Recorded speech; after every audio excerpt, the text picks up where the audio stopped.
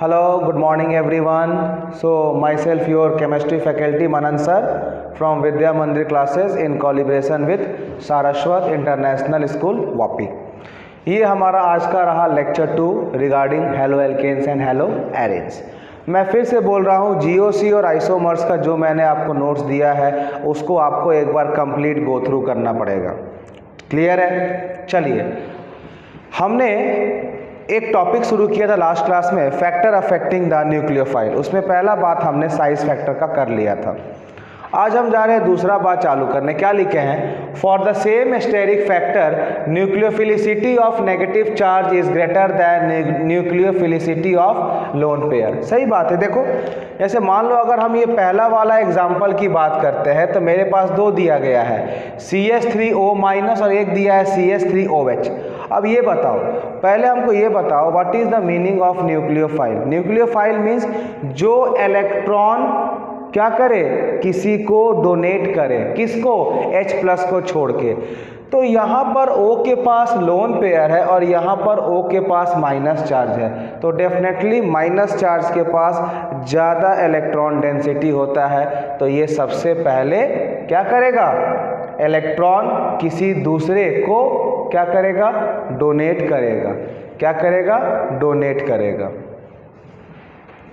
Same यहाँ पर है, हम देख रहे हैं N पर माइनस है और N पर लोन पेयर है, सबसे पहले माइनस वाला देगा।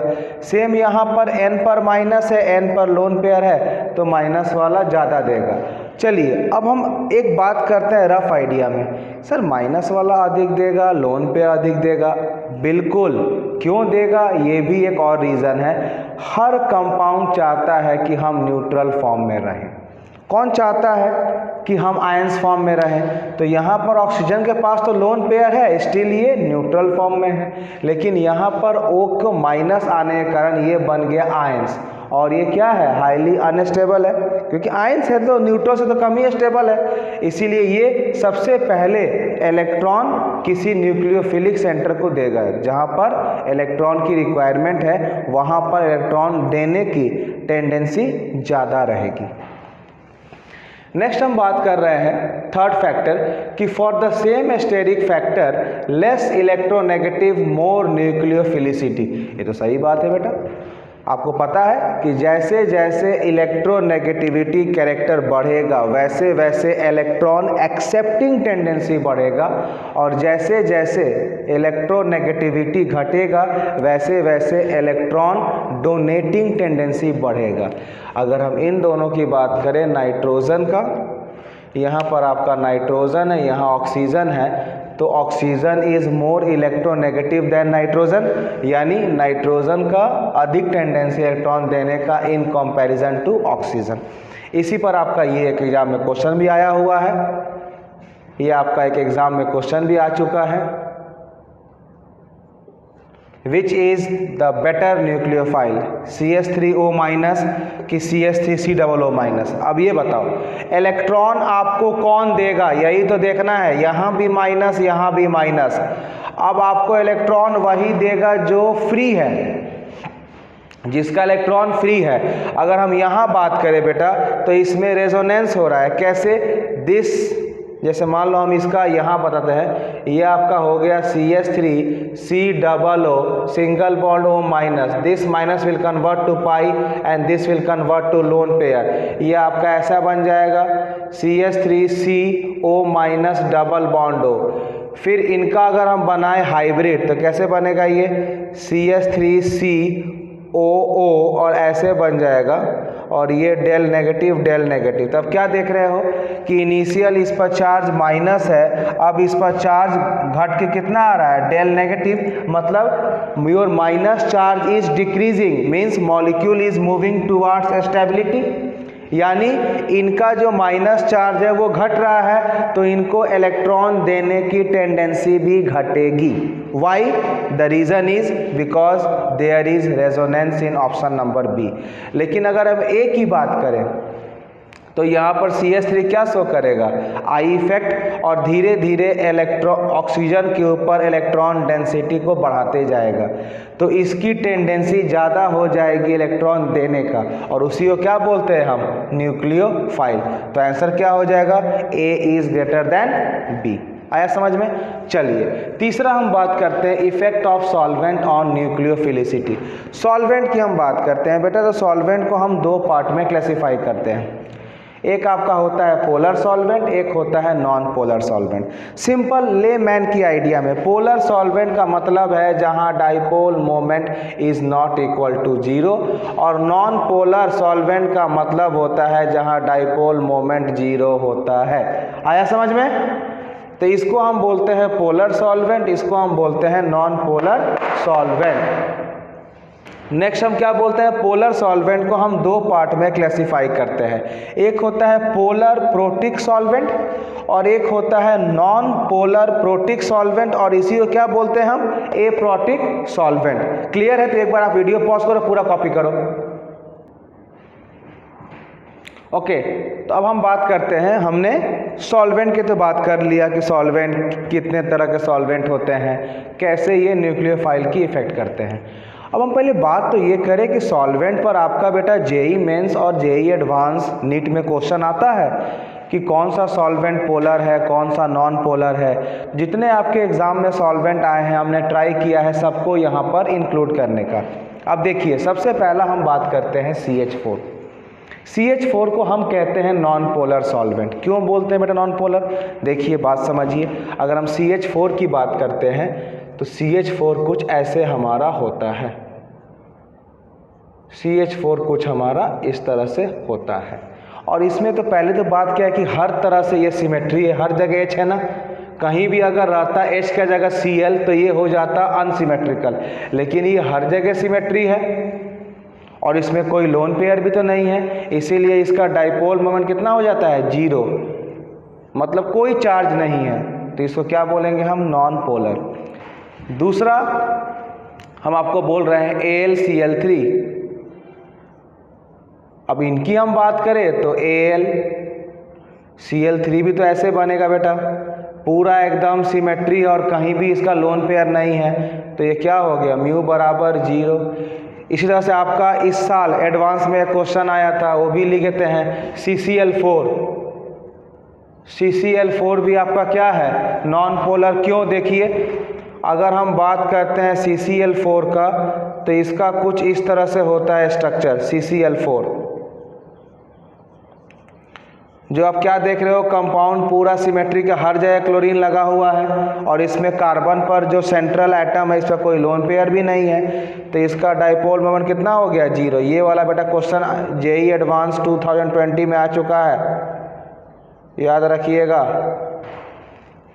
आया समझ में। अब हम बात करते हैं पोलर। पोलर का मतलब क्या होता है, जहां पर डाइपोल मोमेंट 0 नहीं है, मतलब कुछ ना कुछ पोलराइजिंग तो है, कहीं प्लस कहीं माइनस। जैसे हम बात करते हैं CH3Cl, तो आप देख रहे हो कि कार्बन एंड क्लोरीन में इलेक्ट्रोनेगेटिव डिफरेंस है, तो क्लोरीन पर चार्ज आएगा पार्शियल नेगेटिव, कार्बन पर आएगा पार्शियल पॉजिटिव, तो ये क्या हुआ, पोलर हुआ। हम बात करते हैं एल्युमिनियम क्लोराइड ब्रोमाइड। आप देख रहे हो कि एल्युमिनियम के पास 2 क्लोरीन और 1 ब्रोमाइड, सिमेट्रिक तो है ही नहीं, तो कहीं ना कहीं क्या आएगा, आपका इलेक्ट्रोनेगेटिविटी का डिफरेंस आएगा, तो ये हो जाएगा पोलर। अगर हम एमोनिया का बात करें तो यहाँ पर आपका लोन पेयर आ जाएगा अनसिमेट्रिकल, मतलब कहीं ना कहीं इसका डाइपोल मोमेंट कुछ ना कुछ वैल्यू आएगा, क्या हो जाएगा, ये पोलर। वाटर की बात करें तो यहाँ पर भी O के पास लोन पेयर है, पोलर हो गया। CH2Cl क्लोरीन कार्बन में EN डिफरेंस, पोलर हो गया। ऑक्सीजन कार्बन में क्या होगा, EN डिफरेंस, पोलर हो गया। अब अगर हम ये बात करें कि जरा आप ये बताइए मेरे को कि XeF2 क्या है, XeF4 क्या है, क्वेश्चन आएगा, क्या आपका XeF2 पोलर सॉल्वेंट है कि नॉन पोलर सॉल्वेंट है। बड़ा अच्छा क्वेश्चन पूछ दिया यार। अब XeF2, सबसे तो पहले आपको इसका हाइब्रिड निकालना पड़ेगा। मैं आपको सिखाया था हाइब्रिड निकालने के लिए आपको निकालना पड़ेगा स्टेरिक नंबर, जिसमें क्या था, number of sigma bond plus number of lone pair. Sigma bond तो केवल 2 है लोन पेयर। जेनन के आउटर मोस्ट में 8 इलेक्ट्रॉन होते हैं, 8 में से 2 तो बॉन्ड बना लिया, यानी इसके पास कितने हो गए? 8 में से 2 6, 3 लोन पेयर हो गया। 8 आउटर मोस्ट इलेक्ट्रॉन में से 2 इलेक्ट्रॉन से बॉन्ड बना लिया, तो जेनॉन के पास अभी 6 इलेक्ट्रॉन खाली है जो बॉन्डिंग नहीं किए हैं। तो 6 इलेक्ट्रॉन मतलब 3 लोन पेयर, तो हमने क्या लिख दिया 2 + 3 = 5। मतलब इसका हाइब्रिड क्या हो जाएगा? sp3d। अब इसका आप शेप बनाइए, कैसे बनेगा? ये कुछ ऐसे बनता है। यहाँ पर आप ले लो जेनन, एक लोन पेयर यहाँ पर, एक लोन पेयर यहाँ पर, एक लोन पेयर यहाँ, एक जेनॉन यहाँ, एक जेनॉन यहाँ। तो आप क्या देख रहे हो कि all the lone pairs are in one planar, तो इनका आपस का जो इफेक्ट है वो नेगलेक्ट हो जाता है, क्योंकि इनका इफेक्ट यहाँ जाएगा डाइपोल मोमेंट का, इनका इफेक्ट यहाँ आएगा, इनका इफेक्ट यहाँ आएगा, तो ओवरऑल तो यहीं पर आएगा। तो ये वाला इक्वल एंड अपोजिट कैंसिल हो गया। ये फ्लोरीन यहाँ पुल करेगा, ये फ्लोरीन यहाँ पुल करेगा, इक्वल अपोजिट कैंसिल। तो XeF2 हो गया μ = 0 और ये मेरा कंपाउंड हो गया non polar. Very very important. नहीं तो आधे लोग क्या बोलेंगे, अच्छा आप देखो जो इस तरह से नहीं सोचेगा वो एग्जाम में क्या बोलेगा, अच्छा XeF2 दिया है, ओके रुको फ्लोरीन इज मोर इलेक्ट्रोनेगेटिव। हाँ कहीं ना कहीं यहाँ पर चार्ज का डिफरेंस आएगा पोलर, और खटाक से -1 लेके घर आ जाएगा। आया समझ में? हम बात करते हैं XeF4 का। अगर हम XeF4 का बात करें तो इनका जो हमारा स्टेरिक नंबर होगा वो क्या हो जाएगा, sigma plus of lone pair. हमारा सिग्मा कितना है इसमें, XeF4 4 बॉन्ड बनाया फ्लोरीन, तो सिग्मा 4 हो जाएगा लोन पेयर। जेनॉन में 8 इलेक्ट्रॉन आउटर मोस्ट में होते हैं, 8 इलेक्ट्रॉन्स। आउट ऑफ 8 इलेक्ट्रॉन्स 4 तो बॉन्ड बना लिए, 4 इलेक्ट्रॉन इनके पास खाली है जो बॉन्ड नहीं बनाए हैं, तो 4 इलेक्ट्रॉन मीन्स 2 लोन पेयर। तो 4 + 2 = 6। जब ये 6 हो गया तो इनका हाइब्रिड क्या हो जाएगा, sp3d2। अब इनका आप शेप बना लो। ये कैसे बनता है आपका, XeF4 कुछ इस तरह से बनता है, 1 फ्लोरीन, 2 फ्लोरीन, 3, 4, एक लोन पेयर यहाँ, एक लोन पेयर यहाँ। तो आप क्या देख रहे हो यहाँ पर, अगर हम डाइपोल बात करें तो ये डाइपोल यहाँ, ये डाइपोल यहाँ, इक्वल अपोजिट कैंसिल। ये डाइपोल यहाँ, ये डाइपोल यहाँ, equal opposite cancel. Lone pair की डाइपोल इधर, इसकी डाइपोल इधर, इक्वल अपोजिट कैंसिल। यानी XeF4 का μ = 0 हो गया, और ये वाला जो हमारा कंपाउंड है ये क्या हो गया, non polar solvent, non polar. तो इस तरह से बेटा आपको एग्ज़ाम में देखना पड़ेगा, ये क्वेश्चन कुछ भी पूछ सकते हैं। तो आपको अगर जहाँ भी कन्फ्यूज़न हो आप स्ट्रक्चर देख के बना लेना। अगर सिमेट्री आ रहा है तो 0 कर देना, अगर लोन पेयर आ गया है मतलब कहीं ना कहीं अनसिमेट्रिकल है तो उसका μ = 0 नहीं होगा। नेक्स्ट हम बात कर रहे हैं, इसको हम बोलते हैं एसीटोन। इसको हम क्या बोलते हैं, एसीटोन। तो आप क्या देख रहे हो कि एसीटोन पोलर है, क्यों? क्योंकि कार्बन एंड ऑक्सीजन में इलेक्ट्रोनेगेटिविटी डिफरेंस है।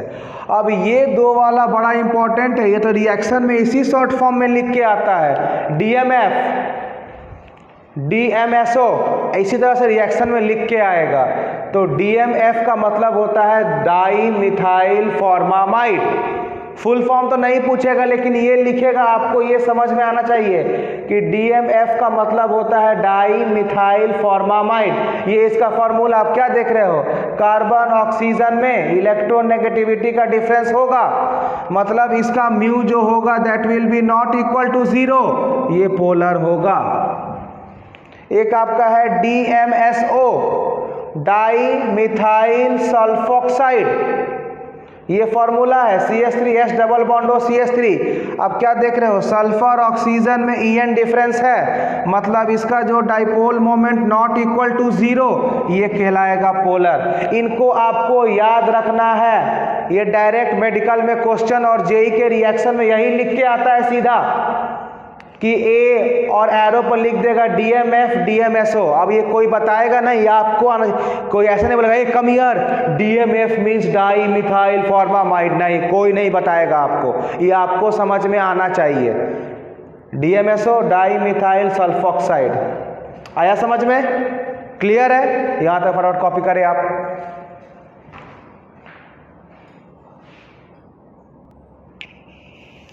नेक्स्ट हम जा रहे हैं आपको बात करने रिगार्डिंग सॉल्वेंट का। हमने बात कर लिया, सॉल्वेंट को हम दो टाइप में क्लासिफाई करते हैं, polar protic and polar aprotic solvent. पहले इसको समझना है सर, क्योंकि ये रिएक्शन में आपको बहुत ही कंफ्यूज करेगा, ठीक है।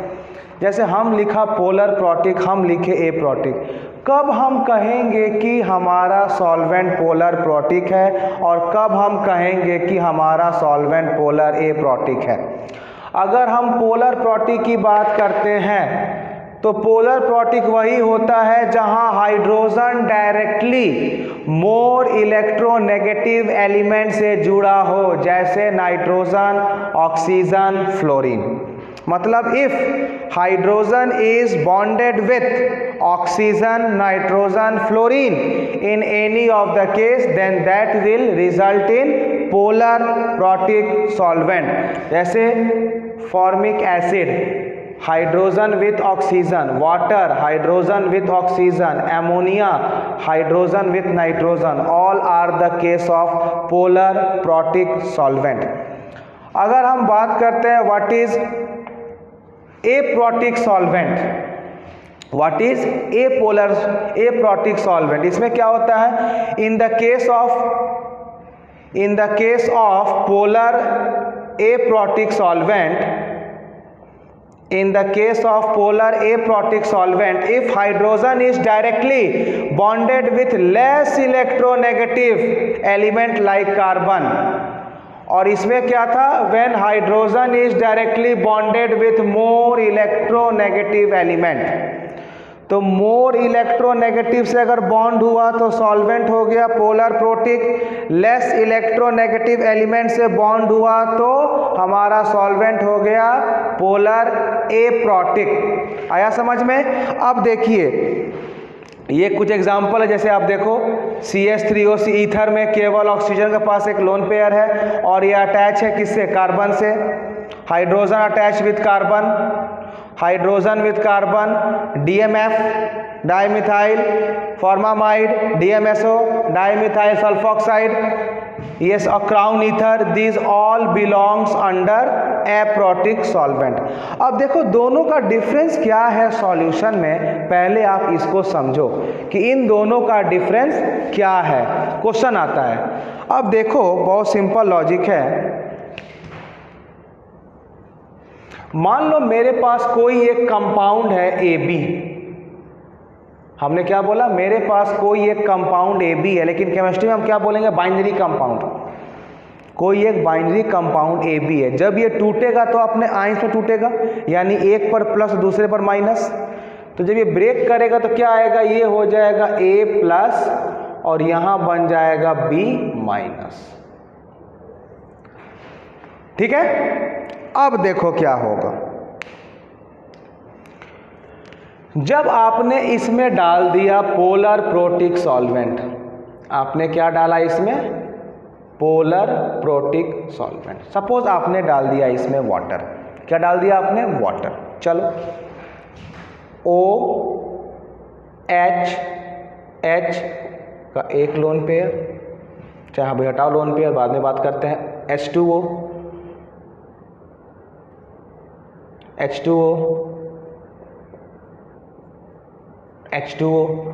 आप क्या देख रहे हो कि ऑक्सीजन और हाइड्रोजन में इलेक्ट्रोनेगेटिविटी डिफरेंस है, मतलब ऑक्सीजन पर कहीं ना कहीं डेल नेगेटिव, हाइड्रोजन पर डेल पॉजिटिव, ऑक्सीजन पर डेल नेगेटिव, ऑक्सीजन पर डेल नेगेटिव, हाइड्रोजन पर डेल पॉजिटिव। तो क्या करेगा, यहाँ पर हमारा आ गया A plus and B minus. मतलब हम क्या देख रहे हैं कि हाइड्रोजन पर डेल पॉजिटिव, हाइड्रोजन पर डेल पॉजिटिव, हाइड्रोजन पर डेल पॉजिटिव, ऑक्सीजन पर आपका आएगा डेल नेगेटिव। अब क्या देख रहे हो कि ये नेगेटिव इस पॉजिटिव को सराउंड करने वाला है। अरे हाँ कि ना, जो भी ऑक्सीजन का नेगेटिव है वो A प्लस को सराउंड करने वाला है। क्यों? Because opposite charges attract. लेकिन जो B माइनस है उसको H का पॉजिटिव चार्ज सराउंड करने वाला है। जो आपका B माइनस है उसका H का पार्शियल पॉजिटिव चार्ज B को सराउंड करने वाला है। तो इसमें हम क्या बोल सकते हैं कि जो हमारा पोलर प्रोटिक सॉल्वेंट है ये क्या करता है, ये सॉल्वेट करता है। It solvate both cation and anion, ये दोनों को सॉल्वेट करेगा, cation as well as anion. आप देख लो, फिर से हम एक बार आपको एक्सप्लेन करते हैं। मान लो ये मेरा एक सब्सटेंस टूट गया A प्लस B माइनस, आपने यहाँ पर ले लिया water, you have taken water, तो O पर आएगा डेल नेगेटिव, H पर आएगा डेल पॉजिटिव। फिर मान लो आपने वाटर इसको यहाँ से भी सराउंड कर लिया, फिर मान लो वाटर इसको यहाँ से भी सराउंड कर दिया, O पर आएगा डेल नेगेटिव, O पर डेल नेगेटिव, यहाँ पर डेल प्लस, यहाँ पर डेल प्लस, यहाँ पर डेल प्लस, यहाँ पर डेल प्लस। अब क्या देख रहे हो, अपोजिट चार्ज अट्रैक्शन होगा। O माइनस इस पर अटैक किया, ये माइनस इस पर किया और ये माइनस इस पर किया। सो हम क्या देख रहे हैं कि जो जो O का माइनस है वो सारे पॉजिटिव को सॉल्वेट किया। अब देखो जो H का पॉजिटिव है वो B माइनस को लिया, H का पॉजिटिव B माइनस को लिया। तो हम क्या देख रहे हैं कि पोलर प्रोटिक सॉल्वेंट में हम कटायन और अनायन दोनों को सॉल्वेट कर रहे हैं। लेकिन अगर हम यही बात कर ले पोलर ए प्रोटिक सॉल्वेंट का, if I am going to focus on polar aprotic solvent, हम यही जैसे हमने ले लिया CH3O CH3 और यहाँ पर हमने ले लिया A प्लस और एक ले लिया B माइनस, ठीक है। ये दो हमने कंपाउंड को ले लिया। अब क्या देख रहे हो कि O पर तो आपका लोन पेयर है, तो ये सीधे केवल A प्लस को सॉल्वेट कर रहा है, अनायन को सॉल्वेट नहीं कर रहा है, क्योंकि कोई प्लस चार्ज तो आया ही नहीं इसमें। भाई ईथर में केवल O के पास लोन पेयर है, O के पास लोन पेयर मतलब इंक्रीज इन इलेक्ट्रॉन डेंसिटी। मतलब हम क्या बोलेंगे, O का जो लोन पेयर है वो केवल कटायन को सॉल्वेट कर रहा है, अनायन के पास तो जाएगा ही नहीं। तो हम क्या बोल सकते हैं कि polar aprotic solvent only सॉल्वेट्स cation. ये सिर्फ किसको सॉल्वेट करेगा, केवल कटायन को सॉल्वेट। वेरी इंपॉर्टेंट, इसको याद रखिएगा, वेरी वेरी इंपॉर्टेंट। एग्जाम में आता है कि polar protic solvent will solvate both cation and anion, whereas a polar protic solvent या polar aprotic solvent will solvate only cation. Clear है आपको? कॉपी करें इसको।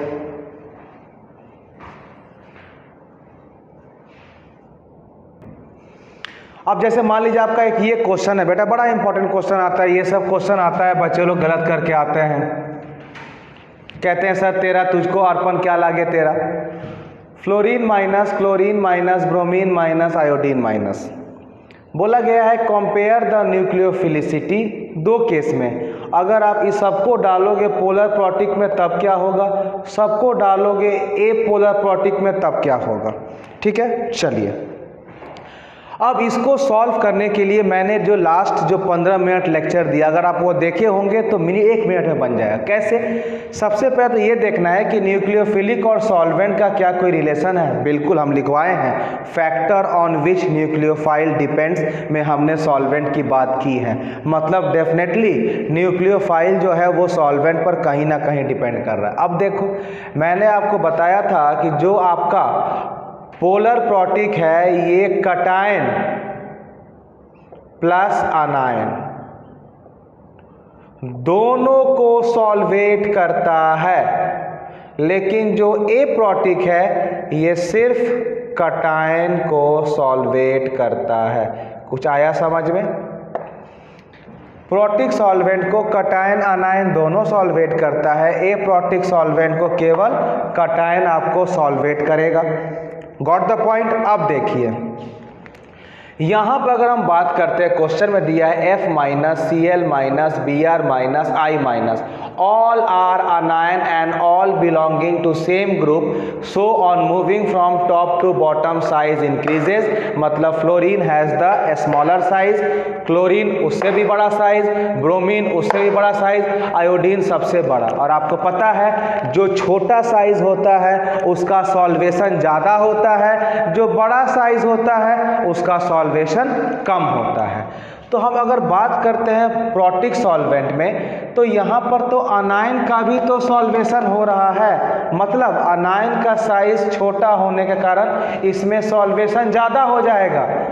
तो क्या हो जाएगा? अब देखो, जैसे मान लो ये फ्लोरीन है, इसका सॉल्वेशन ज़्यादा हो गया, मतलब फ्लोरीन को पूरा सॉल्वेंट ने इसको चारों तरफ से सराउंड कर लिया, मतलब अब फ्लोरीन का जो इलेक्ट्रॉन देने की टेंडेंसी है वो गिर गया, वो कम हो गया, क्योंकि भाई स्मॉल साइज इसको पूरा सराउंड कर लिया ना।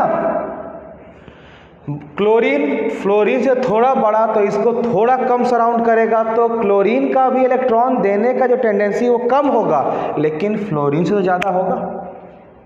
और आयोडीन सबसे बड़ा हो गया तो इसका जो सॉल्वेशन होगा वो थोड़ा कम होगा, तो आयोडीन का टेंडेंसी होगा इलेक्ट्रॉन देने का फास्ट, लेकिन फ्लोरीन बाबा छोटा साइज होने के कारण पूरा सॉल्वेंट इसको सॉल्वेट कर लिया। बोलता है आ बेटा देख, अब फ्लोरीन को क्या हुआ, अब इलेक्ट्रॉन देने की टेंडेंसी धीरे धीरे कम हो गया, और इलेक्ट्रॉन देने का टेंडेंसी को ही क्या बोलते हैं?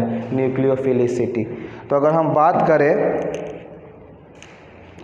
कि पहला का ऑर्डर क्या होगा एज पर प्रोटिक, तो आयोडीन सबसे पहले देगा, फिर ब्रोमीन, फिर क्लोरीन और फिर फ्लोरीन। अगर हम बात करें एप्रोटिक सॉल्वेंट, बहुत बढ़िया, एप्रोटिक सॉल्वेंट को केवल कटायन को सॉल्वेट करता है, अनायन को तो इससे कोई मतलब भी नहीं है, अनायन को तो इससे कोई मतलब भी नहीं है कि अनायन आप कौन सा ले रहे हो, बस कटायन को ये अपने अंदर सॉल्वेट कर लेता है। तो अनायंस तो हमारे सारे फ्री है, तो मुझे पता है कि जो माइनस चार्ज है जैसे जैसे साइज बड़ा होगा वैसे वैसे माइनस चार्ज स्टेबल होता है। और what is the meaning of nucleophile? जो इलेक्ट्रॉन देने की टेंडेंसी रखता है एट ए फास्टर रेट, यानी आयोडीन का due to bigger size minus stable है, तो इसके इलेक्ट्रॉन देने की टेंडेंसी थोड़ा सा कम हो जाएगा। फ्लोरीन का साइज छोटा है, माइनस आ गया तो फ्लोरीन को क्या बना देगा? अनस्टेबल। क्लोरीन थोड़ा सा बड़ा है तो माइनस चार्ज थोड़ा स्टेबल होगा, लेकिन आयोडीन तो बहुत बड़ा है, इस पर माइनस चार्ज पूरा का पूरा स्टेबल है। ये बोलेगा भैया हम इलेक्ट्रॉन नहीं देने वाले हैं, हम ऑलरेडी स्टेबल में हैं, लेकिन जो इलेक्ट्रॉन देता है उसी को बोलते हैं न्यूक्लियोफिलिसिटी। तो प्रोटिक का आंसर क्या हो जाएगा? सबसे पहले F माइनस देगा, फिर Cl माइनस देगा, फिर Br माइनस देगा, फिर I माइनस देगा। This is the answer of protic solvent and A protic solvent. Very important, ऐसे ही क्वेश्चन आता है, उम्मीद करें कि आप लोगों को समझ में आए। कॉपी करो, रीजन समझो, हमारे नोट्स को फॉलो करो। आया समझ में? चलो कॉपी करो इसको।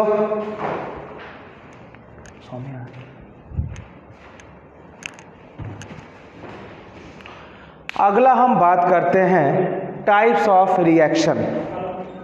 हम रिएक्शन की बात करते हैं तो सबसे पहला हम बात करते हैं एडिशन रिएक्शन। सबसे पहला हम क्या बात करते हैं? Addition reaction. ठीक है, अब ये जो आपका एडिशन रिएक्शन का मतलब ही है कि कुछ ना कुछ आप जोड़ रहे हो, कुछ ना कुछ आप क्या कर रहे हो? जोड़ोगे इसमें, तभी इसका नाम क्या हो गया? Addition reaction.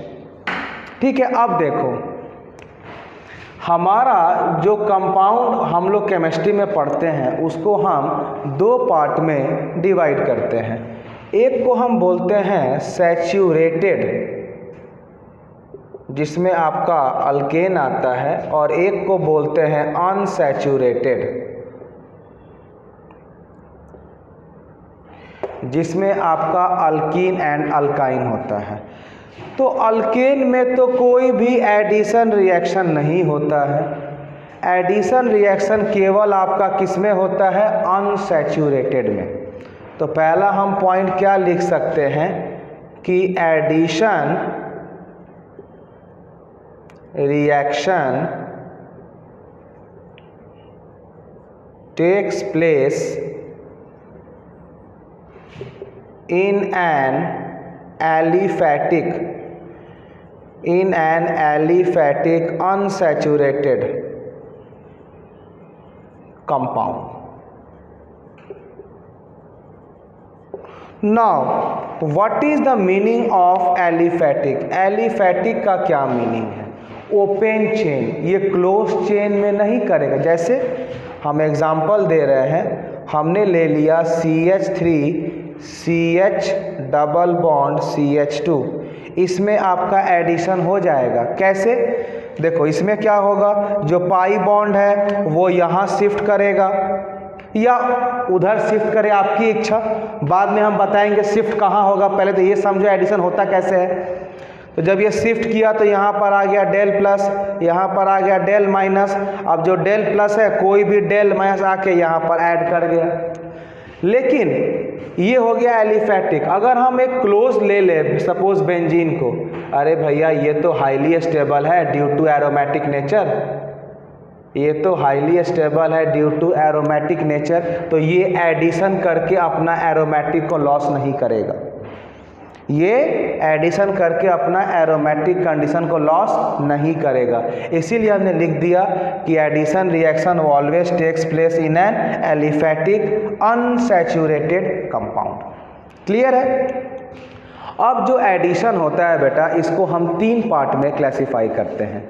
हो सके आपका वो इलेक्ट्रोफिलिक एडिशन हो सके आपका वो न्यूक्लियोफिलिक एडिशन है, या हो सके वो आपका फ्री रेडिकल एडिशन है। तो आप लिख लो, एडिशन रिएक्शन को हम 3 पार्ट में क्लासिफाई करते हैं। The first one is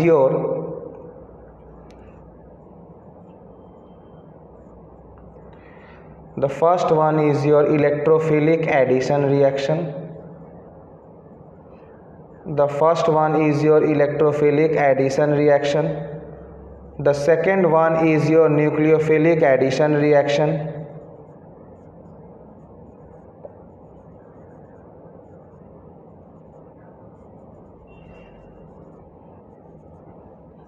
And the third one is your free radical addition reaction. ये 3 तरह का आपको एडिशन रिएक्शन पढ़ना है, ठीक है? चलो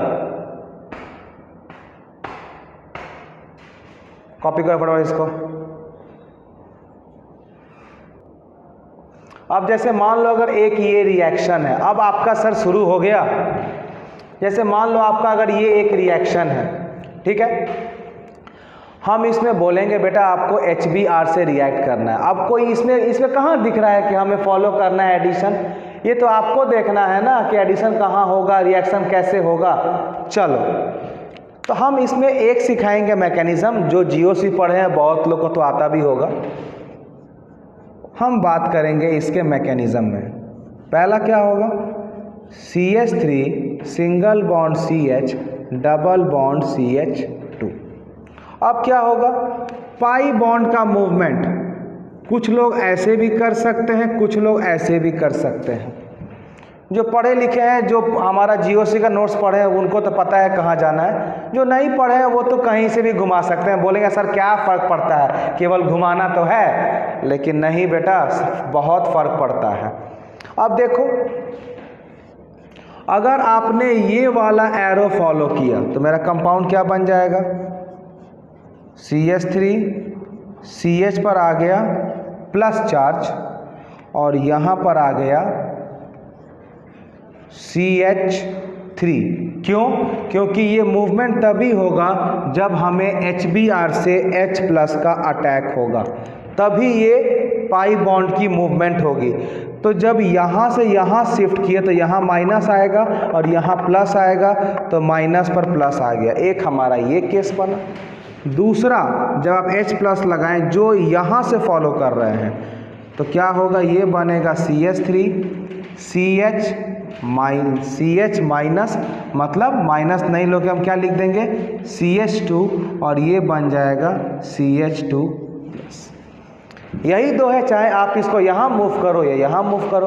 अब इनकी आपको बात करना पड़ेगा स्टेबिलिटी का। जो स्टेबल है वही रहेगा, जो अनस्टेबल है वो नहीं रहेगा। आप क्या देख रहे हो कि इस केस में जो कार्बोकटायन बना है बेटा वो है 2 डिग्री, देखो एक लेफ्ट में एक राइट में, और इस केस में केवल एक कार्बन जुड़ा हुआ है, ये कार्बोकटायन हो गया 1 डिग्री। और आपको पता है कि 2 degree carbocation is more stable then 1 degree carbocation, इसीलिए ये वाला नहीं होगा। This is my answer. तो आप क्या देख रहे हो, आपने H प्लस को जोड़ा है कहाँ पर, माइनस में, यानी ये क्या हो गया इलेक्ट्रोफिलिक एडिशन, इलेक्ट्रॉन लविंग, मतलब H प्लस को इलेक्ट्रॉन चाहिए, तो ये कहाँ चला गया CH2 माइनस के पास। तो क्या होगा इलेक्ट्रोफिलिक एडिशन, मतलब इलेक्ट्रॉन लविंग, उसको इलेक्ट्रॉन चाहिए। अब आप इसका रिएक्शन किससे करा दोगे, Br माइनस से, तो ये आपका बन जाएगा CH3 CH Br CH3। This is your answer. आया समझ में? तो ये आपका आंसर है। तो इससे हमने क्या कंक्लूड किया, सबसे पहला पॉइंट कि जो हमारा फॉर्मेशन ऑफ कार्बोकटायन है, जो हमारा फॉर्मेशन ऑफ कार्बोकटायन है वो RDS है। पहला पॉइंट हमने यहाँ से क्या कंक्लूड किया, फर्स्ट पॉइंट, कि जो हमारा फॉर्मेशन ऑफ कार्बोकटायन है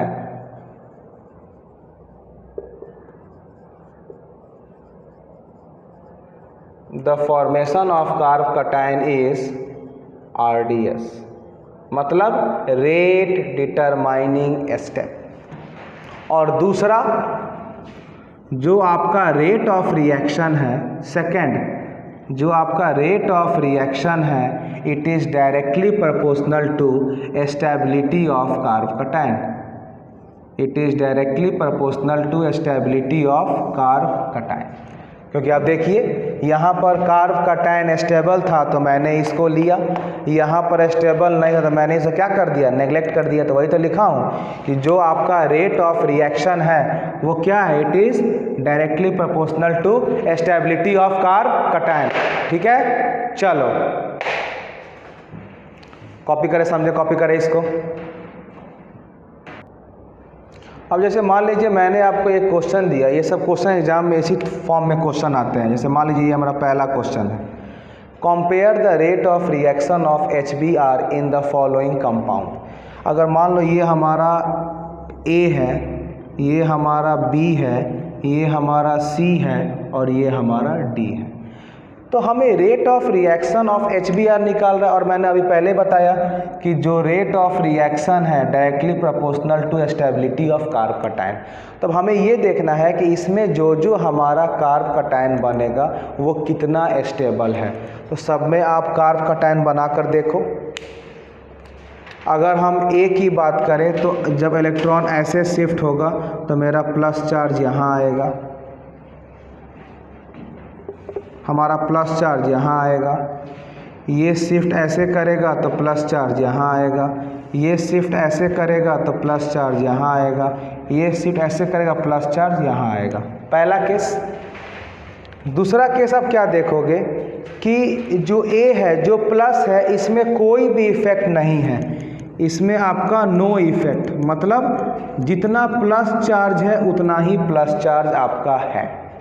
ठीक है, लेकिन अगर क्लोरीन का देखें तो क्लोरीन तो इलेक्ट्रॉन और पुल करने वाला है, तो क्या होगा, ये प्लस चार्ज को और बढ़ा देगा, मतलब और अनस्टेबल कर देगा। ब्रोमीन भी पुल करेगा तो ये भी प्लस चार्ज को, क्योंकि ब्रोमीन का इलेक्ट्रॉन अपनी तरफ पुल करेगा तो ये प्लस चार्ज को और बढ़ा देगा। फ्लोरीन भी अपने तरफ इलेक्ट्रॉन पुल करेगा तो ये भी प्लस चार्ज को और बढ़ा देगा। तो हमें बात करना है कि सबसे ज़्यादा रेट किस में होगा, तो वो तो ए में होगा। क्यों? क्योंकि ए में जितना प्लस है उतना ही प्लस है, इसमें कोई भी इलेक्ट्रॉन विड्रॉइंग ग्रुप नहीं है, तो सबसे ज़्यादा आपका हो गया ए में। ये तो समझ में आ रहा है। अब बी सी डी में बात करना है। तो जो बेटा आपका फ्लोरीन है ये केवल शो करता है minus I effect, minus M effect नहीं शो करता। क्यों? क्योंकि फ्लोरीन के पास वैकेंट डी ऑर्बिटल या वैकेंट ऑर्बिटल नहीं है। अगर हम ब्रोमीन एंड क्लोरीन का बात करें तो क्लोरीन आपका माइनस आई भी शो करता है, माइनस एम भी शो करता है। ब्रोमीन भी आपका माइनस आई शो करता है, माइनस एम शो करता है। मतलब अगर हम chlorine, bromine and iodine, fluorine की बात करें तो फ्लोरीन तो केवल माइनस आई के हेल्प से इलेक्ट्रॉन को पुल कर रहा है, लेकिन ब्रोमीन और क्लोरीन तो दो इफेक्ट लगा रहा है, माइनस आई माइनस एम के साथ इलेक्ट्रॉन को पुल कर रहा है। मतलब क्लोरीन ब्लोरीन पर प्लस ज़्यादा highly unstable as compare to fluorine. मतलब थोड़ा बहुत फ्लोरीन का रेट ज़्यादा होगा as compare to bromine and chlorine due to less positive charge. तो फिर ए के बाद हो गया डी। अब हम बात करते हैं बी एंड सी में कि भाई बी एंड सी में क्या होगा। तो आप क्या देख रहे हो कि जो ब्रोमीन है वो ज़्यादा इलेक्ट्रॉन पुल करेगा और जो क्लोरीन है वो ब्रोमीन के कंपेयर में थोड़ा इलेक्ट्रॉन क्या करेगा, कम पुल करेगा। तो फिर यहाँ पर हम क्या देख रहे हैं कि ये हो जाएगा आपका बी एंड सी। यही हो गया बेटा हमारा क्या, rate of addition of HBr। तो इसमें हमें एक ही चीज़ देखना है कि जो हमारा कार्ब कटायन बनेगा वो कितना स्टेबल बन रहा है। आया समझ में? तो कार्ब कटायन की स्टेबिलिटी हमें हमेशा देखना पड़ेगा कि उसमें कौन सा इलेक्ट्रॉन विड्रॉइंग ग्रुप है और कौन सा इसमें इलेक्ट्रॉन रिलीजिंग ग्रुप है, जो आपको हमने GOC में बताया था। अगला हम बात करने जा रहे हैं, एक रिएक्शन आपको मैं ये दिया हूँ, मैंने आपको एक रिएक्शन ये दिया हूँ, इसको आपका निकालना है प्रोडक्ट। सारे के सारे लोग जो भी आप लोग को हमने आपको GOC का नोट्स दिया है, इस GOC के नोट्स को आप लोग को हमने ग्रुप में PDF दिया है, लेक्चर्स भी लिया था जूम पर। आप उस PDF को ज़रूर देखें, तभी समझ में आएगा इलेक्ट्रॉन कहाँ से कहाँ पुल हो रहा है। अगला अगर मैं इसकी बात करूँ तो हमें क्या दिया है क्वेश्चन में कि CH3 single bond CH double bond CH single bond CD3, इसका आप रिएक्शन कर रहे हो HBr in presence of CCl4। सबसे पहला स्टेप HBr से H+ आके अटैक करेगा। अब हमारा डाउट ये रहा कि सर ये बॉन्ड यहाँ मूव करेगा कि यहाँ मूव करेगा। तो सबसे पहले हम इसका चेक करेंगे CH3 एंड CD3 में। हम क्या देख रहे हैं कि CH3 में CH का बॉन्ड वीकर है, लेकिन CD3 में CD का बॉन्ड स्ट्रॉन्गर है। तो हमें तो वो चाहिए ना जो फटाफट हाइपर कॉन्जुगेशन दिखा दे, और वो कब दिखाएगा, जब बॉन्ड टूट जाए। तो in comparison to CH3 and CD3, CH का बॉन्ड वीक है, CD का बॉन्ड स्ट्रॉन्ग है, तो this will show more faster hyperconjugation. मतलब कि अगर हम ऐसे शिफ्ट करेंगे और यहाँ प्लस आएगा तो ये वाला हाइपर कॉन्जुगेशन के साथ प्लस वाले को स्टेबल करेगा। और मेरा आंसर भी यही था कि rate of reaction should be directly proportional to stability of carbocation. तो यहाँ पर क्या आ जाएगा हमारा, यहाँ पर आ जाएगा CH3 CH+ सिंगल बॉन्ड। जब यहाँ पर CH- आया तो ये H+ यहाँ अटैक कर गया, ये बन गया CH2 और साथ में ये बना दिया CD3। अब यहाँ पर Br- का अटैक हो गया तो ये क्या बन जाएगा, ये बनेगा CH3 CH Br single bond CH2 single bond CH3। This is my answer. आया समझ में? कैसे हमने चेक किया CH3 एंड CD3, इस तरह के क्वेश्चन एग्जाम में आते हैं।